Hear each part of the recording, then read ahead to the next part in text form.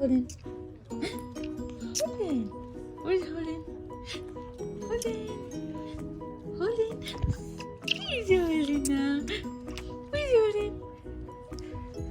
Where's Holden? Where's Holden now? Holden. Where's Holden? Holden. Holden now. Holden now. Good morning. Good morning. Time to go inside. The sun is about to set. I only come out with my son when it's almost dark because it's really hot outside, and it's not safe to bring the little boy outside. You know, heat and heat wave that is going on like this in Mississippi. Baby, time to go in. You ready? You ladies ready? You girls ready to go inside? Let's go. Let's go. My hydrangea flowers, they were also suffering because of the lack of the rain, but I've been watering it every day because I want, like I said in another video, I want to dry the flowers. So I'm trying to make them bloom as many as I can so I can cut them and dry them. The lack of rain has been hard to a lot of my plants. I've been watering all of my plants a little by little, even my fruit tree, so they don't die. Because look at this. Look at this tree. All the leaves are falling because there is no water and no rain. I hope it starts raining soon. This tree flowered. It produced beautiful purple flowers. It produced flower later than my other trees. Usually they all blossom in the spring, but this one doesn't. I like it. Oh, excuse me by the sound of the bike on the outside the house. There's my son, waiting for me to finish gardening. Well, here comes Blackberry. You can see his clothes are all dirty, even his nose. Baba, you have blackberries everywhere on you. I thought I shall give you an updated tour of my garden, see where we are, how far the plants has come. Yes, stay put, Baba. I don't want to use it. I never use it because, you know, like it keeps away harmful insects. It also can keep away bees, which are necessary to pollinate our plants. But at this point, they're doing way too much damage.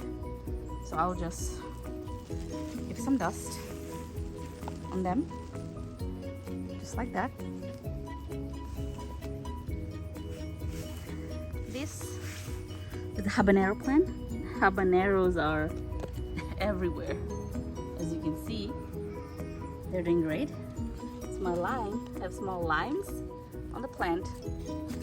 For some reason they're not growing as fast as I would like it to, like very thin small branches, but hopefully next year this is gonna be bigger. So my Thai chili plant is also very loaded with chilies and lots of blossoms, so more to come. My Tabasco pepper, on the other hand, the leaves are growing. There's lots of growth, but I don't see many flowers or many chilies. Okay, these are the plants that have the most damage. So I'll dust thoroughly the solution. This will do. Let's start with my chilies. This is the Anaheim. They're doing awesome. They're actually loaded with chilies. I have a lot of them. This is the jalapeno. Look at this. I think 2 more weeks or 1.5 weeks I can make some delicious jalapeno pepper. I'll share the recipe, of course. And this is my serrano pepper. They're doing great. Look at this. They're still growing. 1 more week and they're gonna be ready to harvest. And you know, the chili, the more you harvest, the more they grow, and they have lots of blossom on them as well. Then let's go. My winter melon. Look, it's growing, it's vining really well. My eggplants. Needless to say, all my plants are loaded with the eggplant. They have some insect damage. You know what I'm gonna do? I'm gonna dust them with some insecticide. Let's look at our dragon egg. A lot of vegetable, a lot of eggplant I can already harvest. It's my patio babies also thriving. This is my biggest winter melon plant, and it's vining. And I would like to vine this one towards here and not there, because if you vine it over there, my husband won't be able to mow the lawn. So I rather have it on this way so he can mow the lawn peacefully. There's my Amish paste tomato. The plant is huge, as you can see, but there are not many tomatoes. Well, lesson learned for next year. I know what to plant, what not to.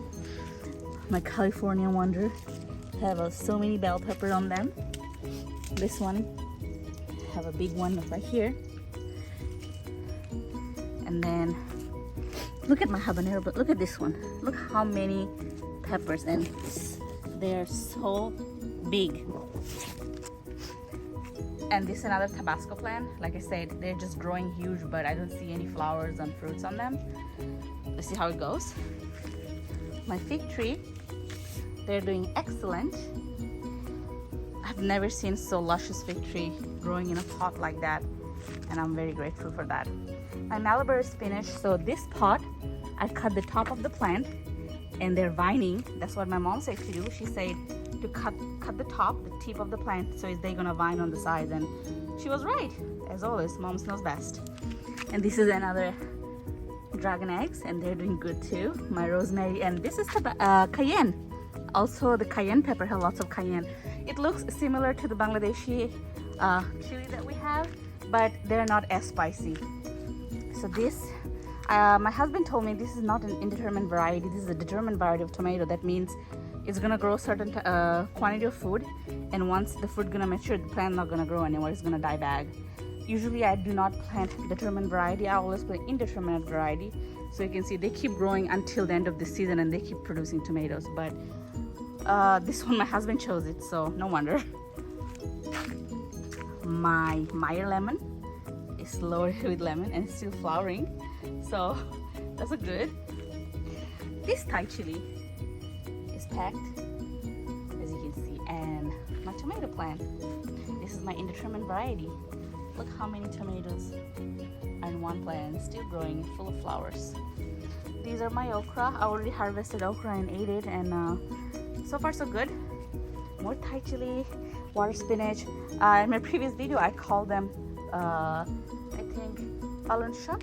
My dad told me this is not palon shak, this is kolmi shak. My bad, I don't know much about Bangladeshi vegetable, and of course mom and dad know best. It's another bell pepper. It's also loaded with bell peppers, California Wonder. Eggplant on the back. This is another determined variety that my husband chose, so it's gonna grow at a certain point and it's gonna stop. This pot is not getting enough sunlight, so it's not growing very much. Tomorrow I'm gonna rearrange all my pots so everyone get the same amount of sunlight during the day.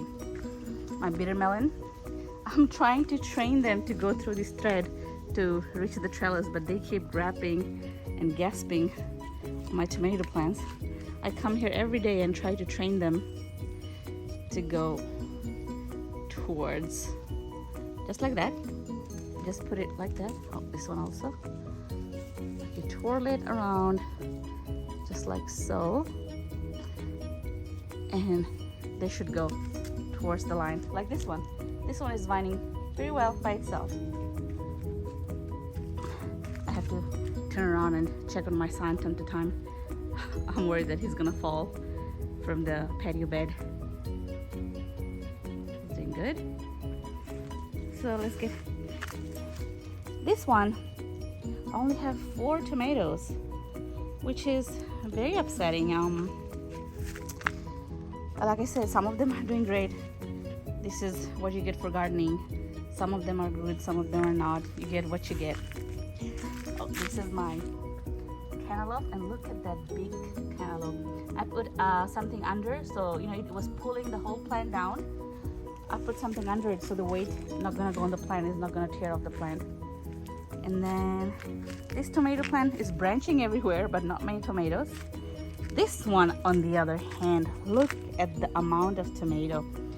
Just this branch have so many tomatoes that it was breaking, so I had to tie it up so that it doesn't break the stem and do not stop the flow of nutrient going to the tomato necessary to ripen the tomatoes.